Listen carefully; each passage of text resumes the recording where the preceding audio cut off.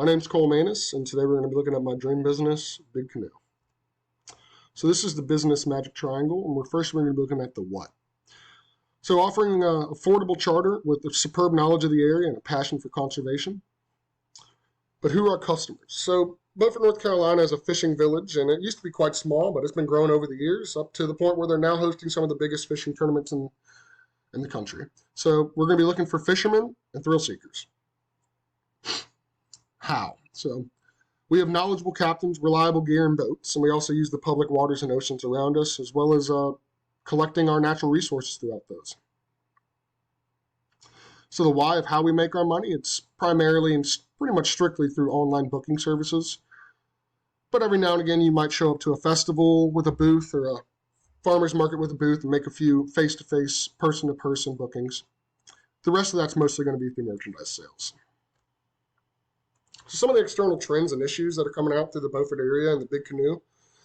So the number of retirees and northerners that are moving to the Beaufort area. So it was actually listed as the second overall best retirement community in the United States.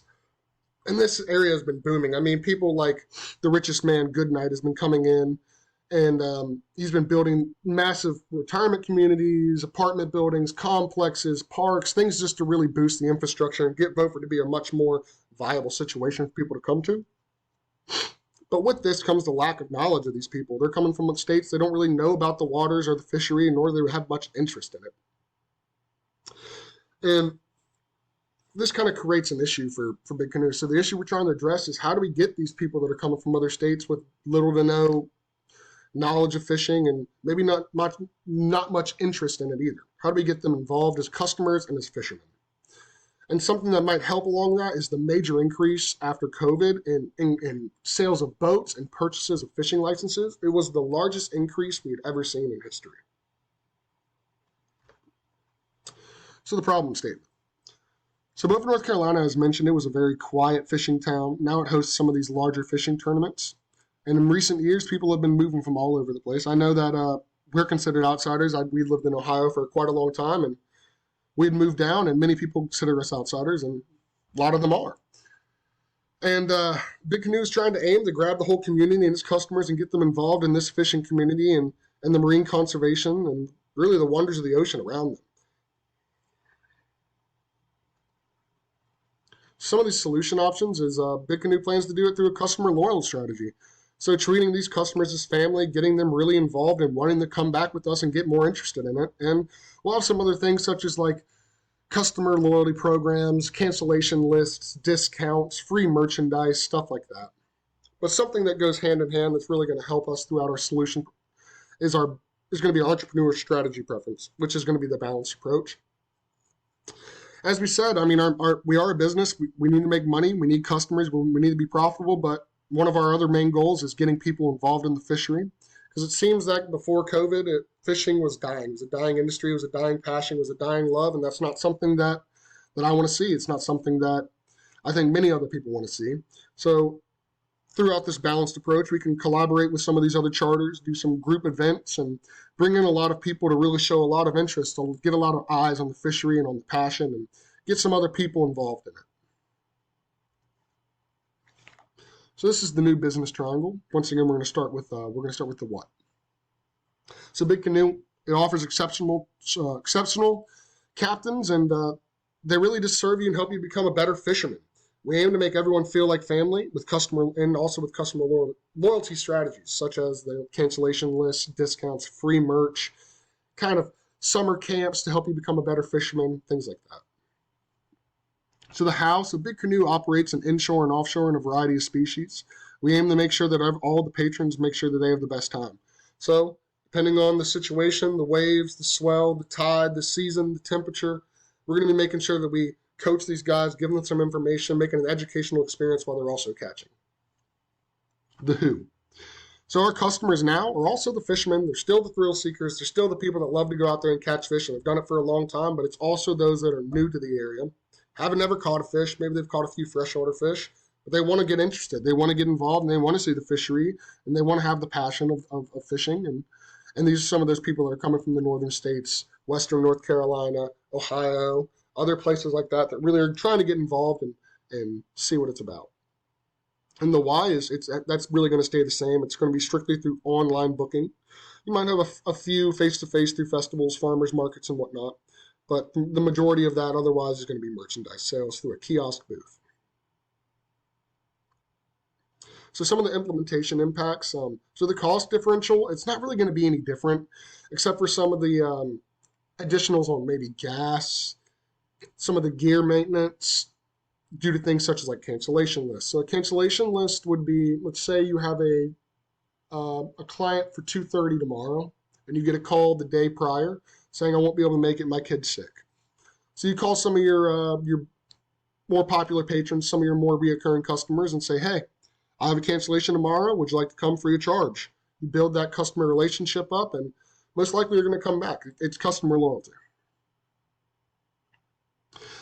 So the new customer value proposition, it would remain kind of rather unchanged. So Big Canoe is still going to offer them the top of the line service, the best guides, all of the information, the knowledge of the fishery, the knowledge of the marine life. But there's going to be some added benefits, such as the collaboration with other charters.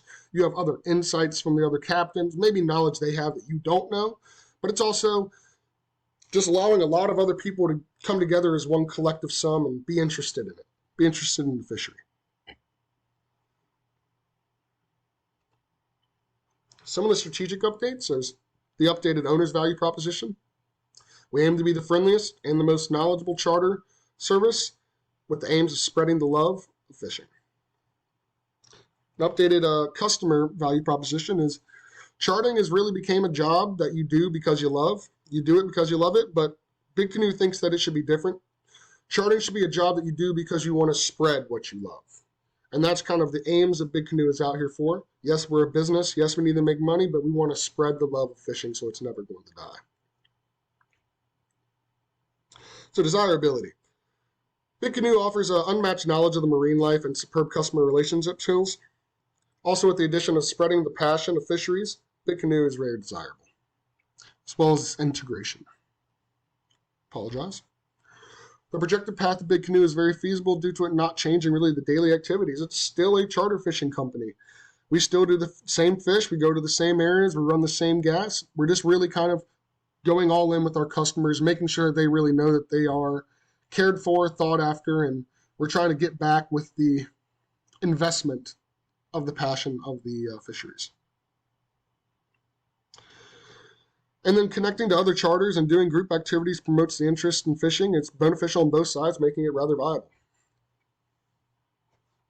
Some of the things that I've learned. So one thing that really stuck with me is what it really means to be an entrepreneur. It means much more than just starting a business.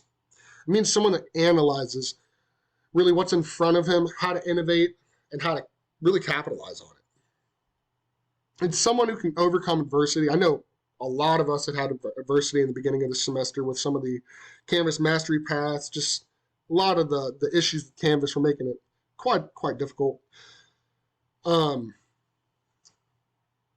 mostly as an entrepreneur, it was really interesting to be able to learn that it's not just someone who starts a business and kind of steps back. They really need to know every single aspect of a business from 360 degrees, because they're the manager, the accountant, they're the finance, they're everything really there for quite a while.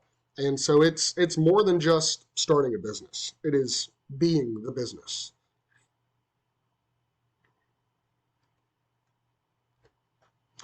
So some of the things that impressed me was, like I said previously, just the amount of angles that an entrepreneur really needs to know to become successful and really to have a good understanding of what's going on.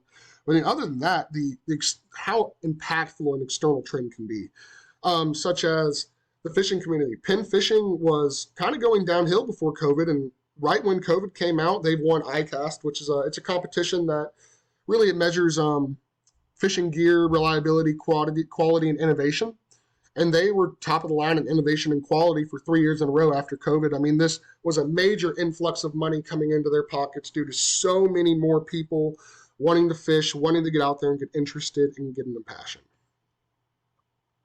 So something I really would have liked to learn about that I don't think we learned about enough is what do you do after the business has failed or when it is failing? Because in reality, most businesses fail. Most people don't have the successful business when they first start.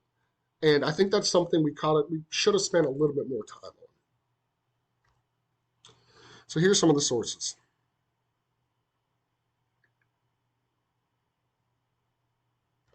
And that was my presentation. Thank you so much for listening to me.